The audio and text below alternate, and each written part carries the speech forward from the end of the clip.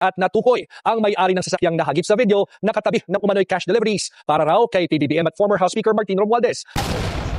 Give you a shit, madam! Give you a shit! You don't go out to the mall!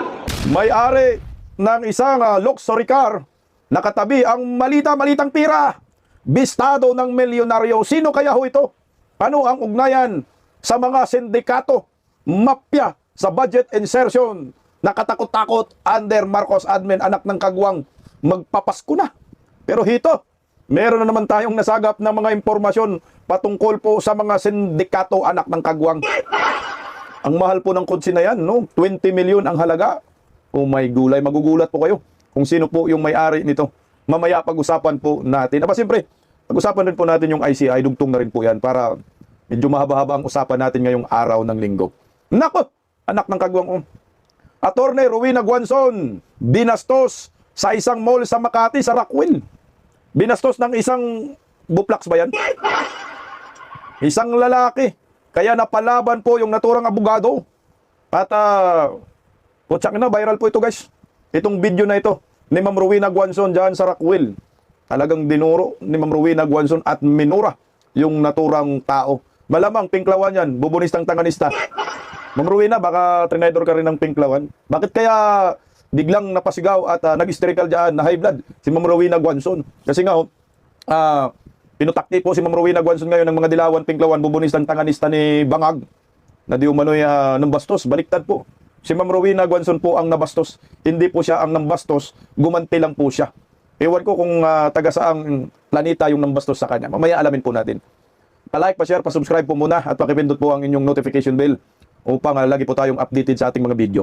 At suportahan po natin ang Birada Aguila tuwing Lunes hanggang Biyernes, alas 2 hanggang alas 4 ng hapon sa Birada Aguila YouTube channel. Maraming salamat po in advance sa mga mag-subscribe. Unahin po muna natin itong usapin patungkol kay Ma'am Rowena Guanzon bago po dito sa mga sindikato na may-ari ng kotse. Katabi ng malitang pira. Ito po yung pira na i-deliver, no? Di umano kay Bongbong Marcos at kay Martin Romualdez ayon po kay Saldico. Sana all, bigyan nyo kami ng malita, Pasko na, may panggastos man lang. Natukoy po yung conduction sticker, nakita nyo po yung sticker na yan, 960, UOL 960, yan po yung conduction sticker. Na-trace po ng bilyonaryo. Kagabi po ito, I think kagabi, viral po ang naturang video sa Rockwell, sa pagitan po ni Ma'am Rowena Guanzon at ng isang lalaking matangkad na puti, tang inumin. Ma'am Rowena, pinklawan din yan, Ma'am Rowena. Alam ko yung mga ganyan. Nagkataong ka talaga, nakataong ka ng kapwa mo pinklawan na tabla rin bastos. At meron nga ang video rin na kumakalat, ginagawa ng kwento si Ma'am Rowena, didiis daw. Ganun daw ang mga didiis, mga bastos. Alam niyo po kasi, didiis ka man or hindi ka didiis, pinklawan ka man, dilawan ka man, pulawan ka man, kahit ano kang nilalang. Pag ikaw ay binastos, huwag kang magpabastos. Gumanti ka. Tandaan niyo po, wala pong mababastos pag hindi ka nagpabastos. Ito lang, talagang pumalag si Ma'am Rowena. Hindi man po pwede na yung kanyang karapatan, ang kanyang pagkatao, ay yurakan lang ng mga iilan. Tandaan natin, siya po ay mataas din po ang kanyang level na pagkatao. Commissioner ng Commission on Audit, Commissioner ng Comelec, Profesor at Abogada. So, pag tinignan mo, karespeto-respeto po si Ma'am Rowena Guanzon. Hindi lang ho nagustuhan ni Ma'am Rowena ang asal ng naturang tao. Kahit naman ako siguro sa part na yon, pag binastos po ako sa isang mall, anak ng kagwang, rumble tayo dyan. Bibigyan talaga kita. Kahit saan ka. Si putang na, yurakan ng pagkatao ko, bakit nagnakaw ba ako ng malita-malitang pera? Kagaya ni Tambaluslos at ni Buboy? Bakit yung binibili ko bang pera ay galing sa nakaw ng Kabanang Bayan? Anak kayo ng kagwang? Hindi. Pinaghirapan ko to. Mag-shopping ako, mag-ikot ako sa mall. Wala kang pakialam. Kung hindi mo nagustuhan yung ginagawa ko, anak ka ng kagwang ka, manigas ka. Nanawa lang din po ako kay Ma'am Rowena Guanzon. Meron kasing nagpo-post ng mga pinklawan. Pinklawan lang din, ma'am. Tuluyan ka ng kumalas sa mga pinklawan, ma'am. Ano, ma'am, ginagago ka na nila, ma'am. Buti pa sa mga didiis ka na lang mag-full time. Hindi, ano ba, yung... isuka mo na pagiging pinklawan dilawan, ma'am, kasi trinatridor ka. Kasi si Ma'am Rowena, kasi ito lang yung dilawan, pinklawan, na hanggang ngayon ay naninindigan na anti-Marcos siya. Mula noon hanggang ngayon. Pero yung ibang mga dilawan, pinklawan, kain suka ang mga hinayupak. No? Hindi nila matanggap yun. Si Ma'am Rowena hindi sumasama sa mga komunista. Kaya ito, binibira, pinatrending nila at pinalabas nila na si Ma'am Rowena Guanzon ay yung bastos. Hindi po Panoorin po natin ang video kasi nagsalita po si Ma'am Rowena Guanzon dyan, nagpaliwanag. Narito po, pakinggan mo muna natin. Oh. No, kita dito. I want you to go here. Get your shit, madam. Get your shit. You don't go out to the mall. Why are you here with your shit? Who is this man? Did you ask me to marry such a stupid? Ito Ramos. Mga pobre. Utang ina mo. Hindi ka nga naka-Rolex. Hindi ka nga naka-Gucci. Ako ba pinili mo? No, I want your name. Get his name. Get his name. I want your name. Wala akong nabibidyo. I want your name. So, ulitin natin Buplax yun, si Buplax to. Ayan. No, kita dito. I want you to go here. Ayan. Get your shit, madam. Get your shit. You don't go out to the mall. Why are you here with your shit? Ayan po, yung kalbo po, yung kausap ni Ma'am Rowena Guanzon. Katalo dyan, oh, kabardagulan. Who is this man? Did you ask me to marry such a stupid? Ito Ramos. Tigno Ramos. Mga pobre. Mata mo, pre. Utang ina mo. Hindi ka nga naka-Rolex. Hindi ka nga naka-Gucci. Oh, maganda yung ganyang background eh. Sininig, maganda. Tangin mo. Ano ba kasi ang kwento dyan? Bakit nag-hysterical si Ma'am Rowena Guanzon? Ganyan lang, yung babae. Model natin yung babae. Ano natin baka? Ulitin natin konti. Ako ba pinili? Okay, dyan tayo dyan. So, yung video, si Ma'am Rowena, mayroong katalo na lalaki. Buplax. May dalang paper bag. Ano ang paper bag? Iba. Ano yun? Doon sa Rockwell yan ha, mayroon ng security personnel na namagitan. Dinuro ni Ma'am Rowena, minura niya. Yan lang kasi yung nahagip sa sa video. Alam mo kasi tayo mga Pilipino, lalo na po yung mga netizen, naagaw attention, yung attention natin naagaw lang pag mayroon ng sumisigaw, kagaya nito. Nag-hysterical po si Ma'am Rowena dyan. So, ang isang tao ay hindi magkaganyan kung hindi siya nasaktan. Simpleng logic lang yan. Bakit? Ano bang reason ni Ma'am Rowena? Bakit siya nagkaganyan? Bakit siya nag-hysterical? Dinuro niya, minura niya yung Buplax na ito. Kasi ang dami ng kwento na para bang pinalabaso nila na si Ma'am Rowena Guanzon ay nagwala. Yun yung mga nila, mga caption. Rowena Guanzon nagwala. Rowena Guanzon bastos. Hindi ho eh. Alamin natin yung ano bang simula nito? Bakit nagkaganito si Ma'am Rowena Guanzon? Alam natin matapang si Ma'am Rowena Guanzon, si BBM nga hindi inatrasan eh. Yung mga bubonisang tanganista, talagang gusto pa nga niyang makadebate ng live sa Lunita eh. Alam niyo ho, tayong mga Pilipino, ang isipin naman ho natin na yung kausap natin, yung sinabihan mo, ay hindi masasaktan. Lalo na to si Ma'am Rowena, may edad na at talagang medyo high blood na rin, nakaka-high dahil sa issue sa lipunan, nakaka-high blood din eh. Dagdagan mo pa, dumagdag ka pa. Okay, nausgahan? Oo, nausgahan si Ma'am Rowena dyan. Pinalabas na masama si Ma'am Rowena, pero hindi po yan ang totoong kwento. Narito po ang totoong kwento tungkol sa viral video na yan. Pakinggan po natin yung side ni Ma'am Rowena Guanzon. Excuse me po. Bigla po siyang, nag-post din po siya sa social media. O, narito po ang rebat ni Ma'am Rowena sa viral video niya. Yan, magpaliwanag po siya dyan. Okay, basahin natin. Para, na-high blood ako kanina. No, talagang nakaka-high blood man, nagmura ka talaga ma'am, dinuro mo pa. Bakit ma'am? Ang taas. Medics had to assist me in Rockwell Mall. O, ito yung reason. Sabihan ba naman ako ng Chinese na umalis sa Rockwell Mall because I am contagious after I cough once due to an itchy throat. Chikwa pala yan, ma'am. Mukhang hindi man Chinese, ma'am. Pero tingin ni Ma'am Rowena, Chinese daw. Parang ano, ma'am, European or puti, ma'am. Amerikano ba yan? He said, you are coughing. You should not be in the mall. Leave. Ang putya. Siya nga ang hindi taga Makati. Ako papalayasin niya. I told him, if you are sick or afraid to get sick, you should not be in a mall. You have no right to tell me to leave. Kung makautos, parang amo siya. Matapobreng hindi naman mayaman. Pangalan niyang, Chong. Nag-file ako ng complaint sa Makati Central Police Station. Ang asawa niya nag-apologize pero siya hindi. Yung babae nag-apologize. Dinilatan pa ako nang babasahan na sila ng Miranda rights ng police investigator. Tinakas ng lawyer nila. Ang attorney, gagawin nyo ba yun? Ang mga attorney, gagawin nyo ba yun? Itakas ang kliyente nyo. O, ito na ngayon. So, ang dahilan pala, umubo lang naman si parang napaubo, no? Hindi talaga umubo. Napaubo lang si Ma'am Rowena Guanzon dahil nga Makati yung lalamunan niya. Nung pag-ubo, sinabihan si Ma'am Rowena, umalis ka dito sa mall. Pag doon ka lumabas. So, bawal umubo sa mall. So, sa labas lang umubo. Alam mo pa kasi yung pag-ubo kasi, di mo mapigilan. Yan, darating talaga yan.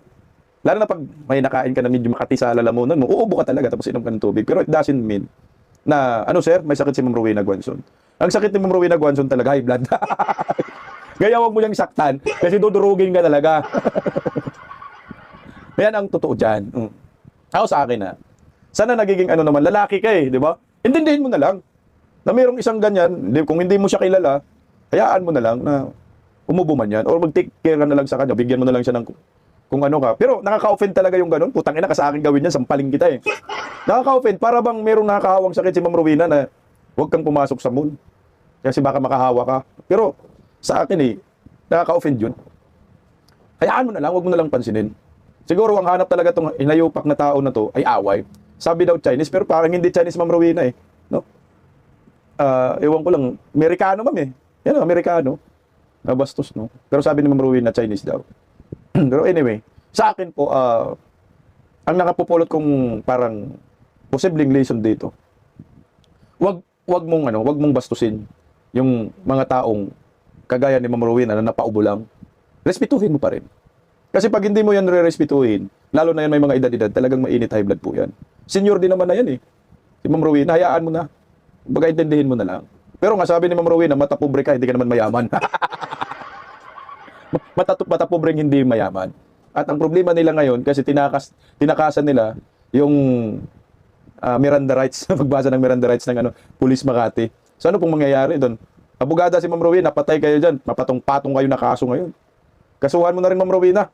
No? Ibaon mo na lang din. Pero humingi naman daw ng sorry yung babae, di ba? Yung babae, yung lalaki lang, yung medyo matigas, dinilatan pa daw siya ng mata anak ng kagwang. So, ayan po yung viral video po ni Ma'am Rowena Guanzon. Ako, nasa panig ako ni Ma'am Rowena. Huwag po tayong magpapi. Kapag may katwiran, ipaglaban mo. Kasi hindi po pwedeng bastos-bastusin tayo, lalo na banyaga eh. No? Nasa teritoryo po tayo, nasa bansa po tayo. Ma-Chinese ka man, European ka man, Amerikano ka man, basta ikaw ay foreigner, putang ina, huwag mong bastusin ng Pilipino. Kasi nasa teritoryo ka ng Pilipinas. Ito nga po yung masaklap eh. Kung sino pa yung mga dayo, mga foreigner, sila pa yung bida. Kasi nga, ang tingin nila sa mga Pilipino ay mababang uri ng pagkatao. Lalo na ngayon, under Marcos admin, nayurakan talagang pagka-Pilipino natin. Yung moral natin bagsak. Kaya ang tingin sa atin ng mga puti alila, lalo na yung sa Netherlands, anak ng kagwang. Isinuko natin si former President Duterte sa Netherlands. Yan na, ang baba na ng tingin ng mga banyaga sa atin. Kaya kahit nandito sila sa Pilipinas, putang ina silang siga. Pero, at least, si Ma'am Rowena Guanzon lumaban at ipinaglaban ang kanyang sarili. Ang totoong kwento, si Ma'am Rowena ang binastos, gumanti lang at hindi nagustuhan ni Ma'am Rowena ang pinagsasabi ng buplax na ito. Ayan po ang kwento. Okay, punta po tayo sa usapin sa korupsyon. Itong international anak ng kagon. International Kurakot Investigation.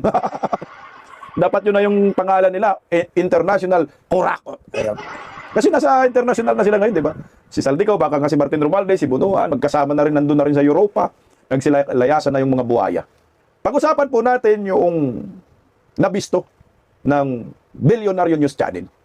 Kasi ang dami pong mga video, si Saldico, mga larawan na inilabas.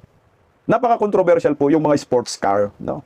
Mga sasakyan sa gilid na may malita-malitang pera. Putang na luxury car pala yung mga yan. Hindi lang basta-basta kotse, guys. Kamalas-malas dahil nahagip ng camera yung conduction sticker ng sasakyan. Pag nahagip yung conduction sticker ng sasakyan, ipatrace mo sa LTO, lalabas yung pangalan ng may-ari na yan. Kasi pag bumili ka ng sasakyan, matik, yung conduction sticker na yan, ipapangalan yan, under sa sasakyan, pangalan mo lalabas, pag pindot mo sa LTO. Milyon-milyong halaga ang naturang luxury cars. 20 million, no? Yung halaga na yan. Puta, mas malala pa talaga to kay Diskaya. Wala si Diskaya, walang sinabi dito. Kita mo, malita-malitang pera. Yung 20 million na yan, luxury car na yan, isang malita lang yan eh. Yung isang malita, 50 million nga ang halaga, di ba? Yun, 20 million lang daw. Ayon sa Billionaire News Channel. Sino ba ang nagmay-ari nito? Puta, magugulat kayo. Magugulat po kayo sino may-ari nito. Una ko pong nakita yung post na yan sa isang, sa Abante Radio. Sa FB page din nila yan eh. Sasakyang nahagip sa mga resibo ni Saldico natukoy na. Bago ko ilabas ang video, sa tingin po ninyo, sino? Sino ang nagmamayari ng sasakyan na yan? Thrilling, no? Pag ganun-ganun pa tayo. Ayan, yun na, linggo naman yun. Sino ang nagmamayari sa mga sindikato, sa mga anak ng kamoting, mga mafia di maugag. Magbanggit tayo ng pangalan, hulaan nyo, ha? Pagmamayari ba yan ni Martin Romualdez? Tanong lang yan. Pagmamayari ba yan ni Bongbong Marcos? Pagmamayari ba yan ni Lisa Marcos? Pagmamayari ba yan ni Martin Aranita? Pagmamayari ba yan ni Sandro Marcos? O pagmamayari ba yan ni Saldico? Hulaan nyo. Kanino kaya ang sasakyan ito? Narito po ang video ng Bilyonaryo News Channel na nabisto. Galing talaga ng bilyonaryo. Akala ko nabura na yung ano nila channel nila.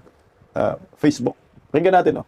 Hindi natatapos sa mali-maletang pera ang pagsubaybay ng Billionaire News Channel sa bombshell videos ni dating Congressman Zaldico. Nakuha kasi namin ng impormasyon at natukoy ang may-ari ng sasakyang nahagip sa video na katabi ng umano'y cash deliveries para raw kay PBBM at former House Speaker Martin Romualdez. Ang detalye sa exclusive agenda report ni Joash Malimban.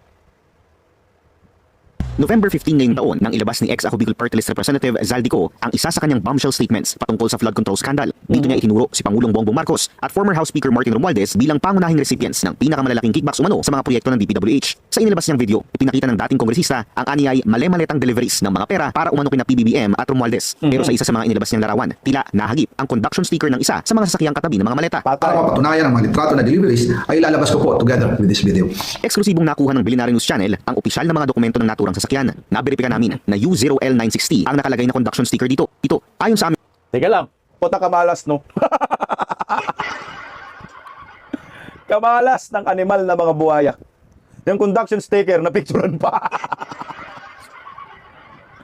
Anak ng kagwang. Ayan o, yung conduction sticker. UOL960. Yan po yung nahagip, putang. Na kanino to? Sino? Yan, kay ano man yan, luxury car. Siyempre, malamang sa malamang, ang nagmamayari dyan ay mahilig din sa mga sasakyan. No? Mga luxurious na mga sasakyan. At milyon-milyon ang halaga. Masaklap niyan kung yung binili ng sasakyan na yan ay pera ng bayan. Grabe. Grabe ka bungit. Sobra. Kanino ho ito? Pakinggan natin.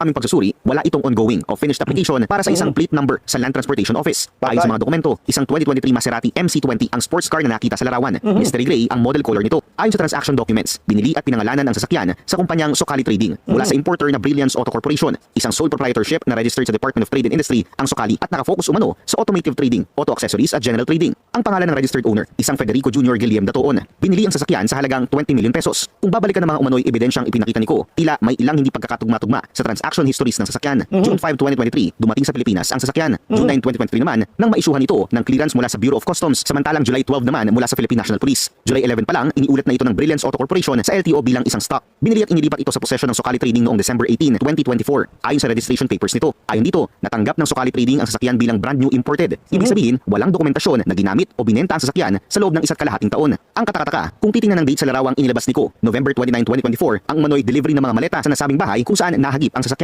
Halos isang buwan bago na ibenta ang nasabing sasakyan sa Sokali Trading base sa registration papers. Sinubukan ng Billionaire News Channel na kunin ang panig ng Sokali Trading. Pumunta ang aming team sa registered address nito sa Quezon City. Pero nang puntahan namin ang nasabing address, building ng kilalang multi-level marketing and networking company na Front Row ang aming naabutan dito. Isang bagay na mismong staff din ng Front Row ang kumumpirma sa amin. Pero ayon sa building staff, ilang taon nang nakatirik ang kanilang gusali dito at wala umano silang alam na kumpanyang Sokali Trading. Matatandang ang Billionaireong si Sam Versosa ang isa sa co-founders ng Front Row at siya rin ang presidente ng Modena Motorsports Incorporated, ang tanging authorized Maserati distributor sa buong bansa. Sinubukan ng Billionaire News Channel na kunin ang panig ni Versosa pero hindi ito tumugon sa aming mensahe. Sinisikapan ng Billionaire News Channel na kunin ang panig ng DTI para malaman ang impormasyon sa nasabing kumpanya, lalo na't nakakuha ang BNC ng isa pang dokumentong nagpapakita ng iba pang transactions ng Sokali Trading at Brilliance Auto Corporation. Ayon sa dokumentong nakuha ng BNC, bukod sa natukoy na 2023 Maserati MC20, tatlong Maserati pa ang binili ng Sokali Trading sa Brilliance Auto Corporation sa kaparehong araw, December 18, 2024. Isang Levante GT at isang Grecale na imported noong May 25, 2023 at isang Grecale GT Hybrid na imported noong October 26, 2023.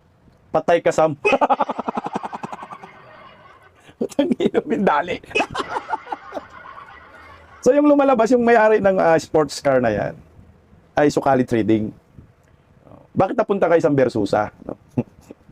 Yari talaga naman, no? Puta, kakampi pa naman doon itong balustos. Kasi nga, nung pag-trace ng bilyonaryo, yung address ng Sukali Trading, yun yung bumungad, building ng multi-level marketing na front row. Bakit doon ang address? Siyempre, kung ito ay iimbestigahan, dahil si Sam Versosa dito. No? Tandaan nyo ha, malitang pera katabi ng sports car na yan. So matutukoy mo na, dagdag ebidensya. Si Sam Versosa pa naman, nung nakarang eleksyon, nagmayabang yan. Nabinigyan daw siya ng kalahating bilyon ni kalahating milyon, di ba? Ni Romualdez, di ba? Pinagmamayabang pa niya. One click lang eh.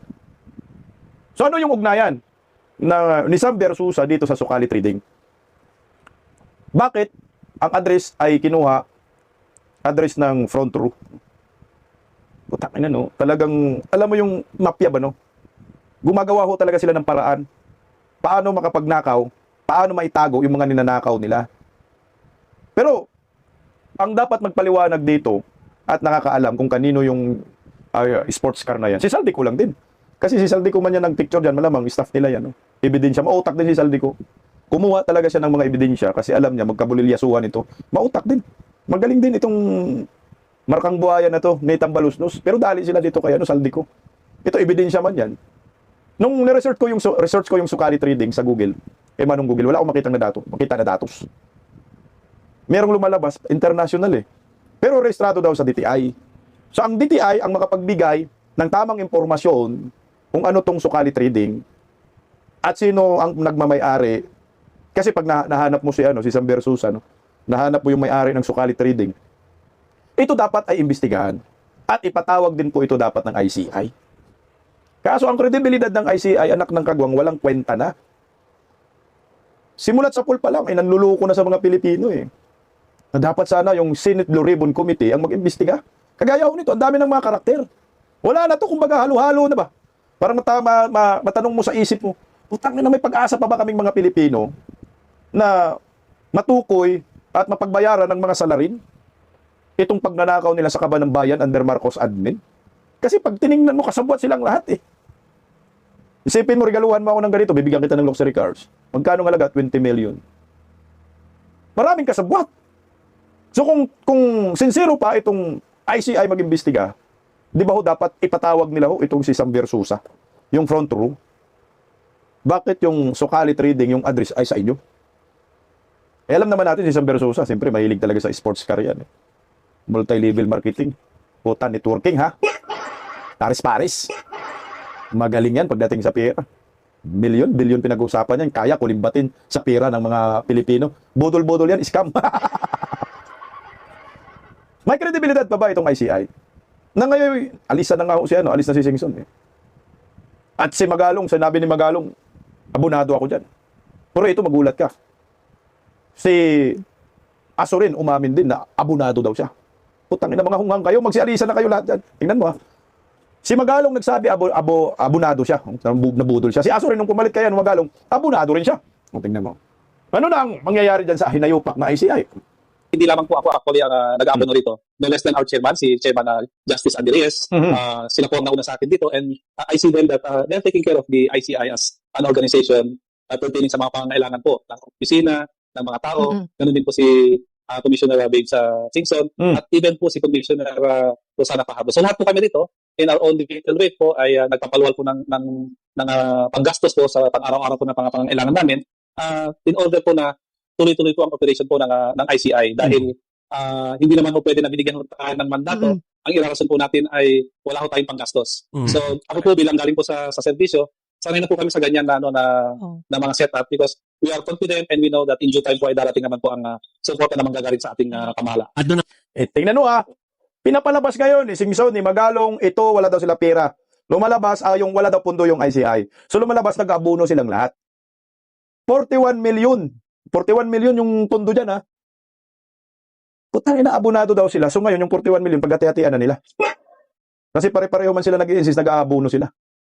Anak ng kagwang, dito na tayo magkalitsihan. Dito na yun. Nakapapunta, Chiki. Pwede mo follow back na. Pero, General, after nyo kausapin si Cheryl kanina, nakausap niya si Yusek Claire, tsaka nagmahayag na rin si Ginoong Osaka na meron na daw pondo. So, parating na yung pondo. So, of course, that's good news para po sa inyo, no? Opo, napakaganda pong balita yan dumating na nga po yung pondo namin. So definitely po, ipa-prioritize naman po ng aming executive director yun pong mga gastusin ng opisina namin, specifically po yung mga empleyado po namin na mukhang hindi po nakakatanggap ng mga sahod for the past months po. Putang ina, no? O, heto na tayo ngayon. Wala na nga ho kayong resulta. Wala na nga ho napala ang taong bayan sa inyong mga animal kayo. Wala na nga matino ang investigasyon dyan sa ICI. Puro pagtatakip ng katotohanan. Ito, tatakpan na naman ninyo itong animal na mga luxury car na ito. Tapos ngayon, lumalabas. 41 million yung pundo, meron na daw. So ano ang mangyayari? Dahil abonado sila, lahat-lahat nagkiklaim na abonado kami. In the past months, walang pundo. Ganda lang ng opisina pero walang pundo. So magkano na ho yung inabono ninyo? So yung 41 million, hati-hatiin lang ninyo yan. Anak ng kagwang, trouble tayo dito Tang-inomin, ginigisa tayo sa sarili nating mga mantika Tingnan mo Nag-iimbestiga di umano sila sa pangungurakot. Kaya na-high blood na dyan si Ma'am Rowena Guanzon. Maning animal kayo. Ngayon, sabi nila walang pundo. Pero nag-opisina sila. Nag-abono daw sila sa mga staff nila. So ano ang mangyayari? So yung 41 million na lumabas, maghati-hatihan nila. Putang ina, diniloko tayo sa sarili nating mantika. Ginisa tayo sa sarili nating mantika, niloko tayo ng mga hinayupak. Nangungurakot na nga, inimbestigahan yung mga kurakot, kukurakotin din ninyo, kawawang Pilipino. Pare-pareho, ito yung pinanghimutok nila ng butsi. Na, tangina bunado kami. So ibig sabihin ba nito?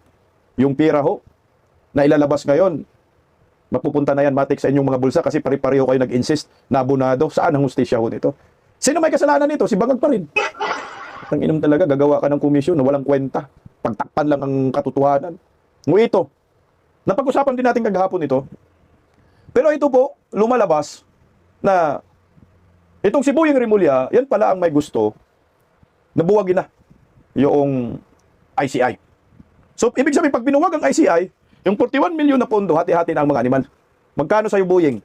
Magkano sa'yo, Da Junior? Maghati-hati sila. So walang napala ang taong bayan dito. Sabi ko nga, una pa lang, wala to. Sarsuela, mafia pa rin ito. Corruption pa rin yung pinag-uusapan dito. Anak ng kagawang Pilipino. Panoorin natin yung sinasabi ni Boyeng Rimulya. O ito, bakit niya isasarado na yung ICI? Ano ba ang purpose? Kasi papunta na sa Malacanang? The purpose of the ICI, that's why it was created, is because at that time, we had a very inactive ombudsman's office when that was happening. It was vacant and it was not an active office for a long time. By the time that we hire 60 to 70 lawyers within the next 2 months, there may be no need for them to exist anymore. Utang ina, Presidente Boyeng Rimulya. Si Bongbong Marcos tumakbo, si Bongbong Marcos binoto, ng budol ng 31 million. Nanalo ang presidente, si Boyeng. Kung hindi maboyeng, si Romualdez. Kung hindi Romualdez, si Baki. Utangin ng Pilipinas ang gulo. Narinig ko sinabi niya? Hindi na daw kailangan ang ICI. Anak kayo ng kamote, bakit ba kayo gumawa ng ICI? Ang reason ni Boyeng kasi, noon daw, inactive ang ombudsman. Kaya, gumawa sila ng komisyon, ICI. So ngayon, dahil mag-hire na daw sila ng mga 60 to 70 na abogado, hindi na daw kailangan ang ICI. Pero mga hinayupa kayo, naglabas kayo ng 41 million, anak ng kagwang na to. Sobra-sobra na to. Yeng! Niloko tayo Binodol tayo. O na, pinapalabas nila, magaling ang ICI, credibility. Yung credibility, maayos. Nagsitalunan yung iba, putang ina, gulat ang mga bubunisang tanganisa. Uy, nabuwag na. Lusaw na talaga yung ICI. Pero malaman-laman natin, anak ng kagwang, bubuwagin daw na ganun, ura mismo. Kasi nga, nandyan na daw si Boyeng, kaya na ni Boyeng. Oo nga. Sabihin na lang natin, nandyan na ang ombudsman. Goods talaga, ang mag-imbestiga naman talaga yung ombudsman. Sa lahat ng mga korupsyon sa ating bansa. Ang problema, itong ombudsman Boyeng, may mga kaso din yan Yung, alam mo yung trust issue kay Boyeng Rimulya, nandoon maraming hindi nagtitiwala. Putang ina, ginawa niya kay Pastor Gibuloy, former President Duterte, ang dami bantag. Pag makita mo si Boyeng, mag-buisit ka. Ito yung tao na yung mukha pa lang, hindi pa lang nagsasalita, parang gusto mo ng rambulin Nabubuisit ka So ano yung sense? Bakit nag-ICI tayo? Bakit ipinilit natin yung ICI? Yung ending rin pala, sasabihin nyo naman pala, wala nang silbihan. Sino yung niloloko nyo? Hindi yung taong bayan. Kaninong pirang sinayang nyo? Hindi yung taong bayan. Di kung ganon, bubuwagin na ho ninyo, wag na po ninyo ilabas yung 41 million pesos. Maawa naman po kayo. Kaso nire-release na daw Nire-releasean mo, bubuwagin mo. So ano mangyayari sa 41 million? Hati-hatiin. Kasi abonado daw sila. Sino nang niloloko nyo? Kami, taong bayan. Kaya nakakagago talaga. Ginago at ginago tayo. Tayo naman mga Pilipino, nagpapagago. Managot kayo dyan sa ICI, dapat kayo makulong. Dapat wala nang ICI, Senate Blue Ribbon Committee, ombudsman na lang dapat talaga yan. Yan dapat talagang sistema. Kasi itong ICI, lumabas lang naman yan para sabihin, may ginagawa si Bubuim, para sabihin si Bubuim ang bida. Yan ang purpose ng ICI. Pero at the end of the day, nakikita ng taong bayan na witness, putang na walang kredibilidad.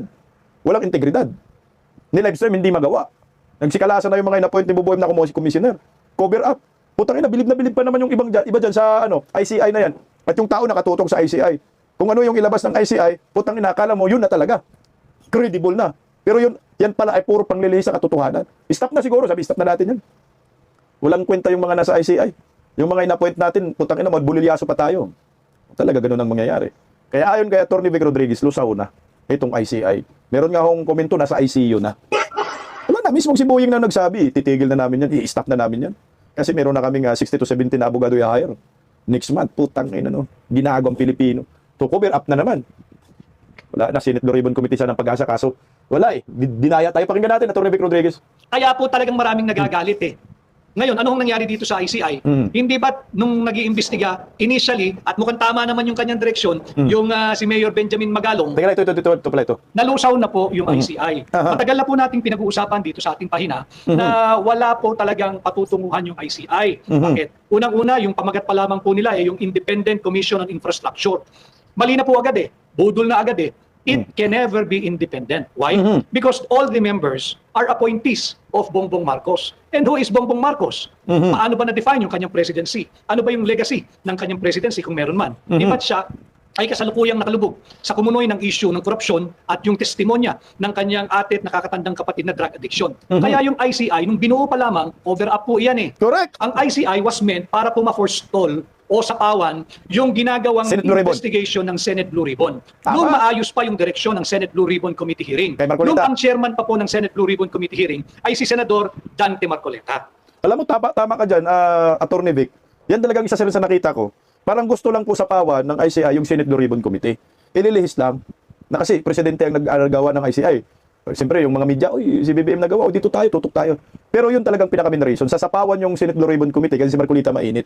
So, kumbaga, dalawa yung tumitira na investigasyon. So, gusto nilang ipapalabas yung investigasyon sa Senate Blue Ribbon Committee ay hindi totoo at ay yung totoo dito sa ICI. Kaya si Marcolita, sinipa, pinalitan ni Lacson. Kaya si Lacson, kung ano yung binabato ni Bongbong, yun ang ginagawa kasama sila ng Tuta Soto. So, kaya tumigil na ngayon ang Senate Blue Ribbon Committee. Sabi, nandiyan naman ang ICI, titigil na tayo. O ngayon, pag buwagin ng ICI, balik na naman kayo, Senate Blue Ribbon Committee. Dahil po hindi nila makontrol ang direksyon ng Senate Blue Ribbon Committee hearing sa pamumuno po ni Senador Dante Marcoleta, kinakailangan paspasan, bumuo po ng ICI, yung Independent Commission on Infrastructure. Budol nga po ito, matagal na nating sinasabi. And in many interviews ng mainstream, na kung saan tayo po ay na-interview nila, sinabi ko na, I have little or no reliance on the credibility or so the outcome of ICI. Correct. Unang-una, wala pong basihan ang pagtatag ng ICI. Bakit? Wala naman huyang power na mag-prosecute. If at all, the most that the ICI can do is to render a fact-finding investigation. Pero yung fact-finding investigation niya, wala po silang power o kapangyarihang magsubpina. Whether magsubpina ng testigo o tetestigo o magsubpina ng dokumento. Higit pa, pag wala kang power o kapangyarihang magsubpina ng dokumento o ng tao, wala ka ring power mag-cite in contempt. So wala po iyan, mahinang klaseng nilalang po iyan. Yan po yung kinasabi nating lowest mammal in the hierarchy. Bakit? Ang layunin po niyan ay lagyan lamang ng hadlang yung sanang tama't smooth direction ng investigation ng Senate Blue Ribbon Committee hearing. Again, nung naunang chairman ng Senate Blue Ribbon nitong 28th Congress na si Senador Dante Marcoleta. Okay yun. Kaya po nila pinaspas yan. Bakit po ang ating pamagat ngayon ay nalusaw na ICI? Unang-una, sabi ko nga sa inyo, yung pagtatag pa lamang po niyan, budol na. Ang layunin niyan, maglonder din ng ebidensya. Ang layunin niyan, maglonder din ng mga idedemanda. Saan kayo nakakita? Ang naaresto, at ito'y nalalaman kong personal, demoralize po ang mga kawani ng DPWH. Bakit? Linoloko po na ang gobyernong administrasyon ito ang mga empleyado ng DPWH.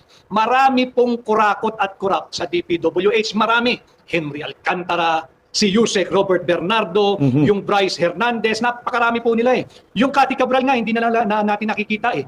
Yung Manny Bunuan nga, wala na rin eh. So talagang maraming napakakurap at kurakot dyan. Pero hindi lahat. Marami din pong matitino dyan. Ano po ang ginawa ng administrasyon ni Bongbong Marcos? Ang kinulong po Ang kinasuhan, renade yung bahay, sinerva ng warrant, sinerva ng search warrant, ikinulong, kinasuhan yung mga maliliit na empleyado. Yung maliliit na empleyado. Si Manny Bunuan, pinalabas muna ng bansa, hanggang ngayon, laya. Mautak eh. Yan din ang ginawa nila kay Cadiz ngayon, yung alleged bagman ni Bongbong Marcos.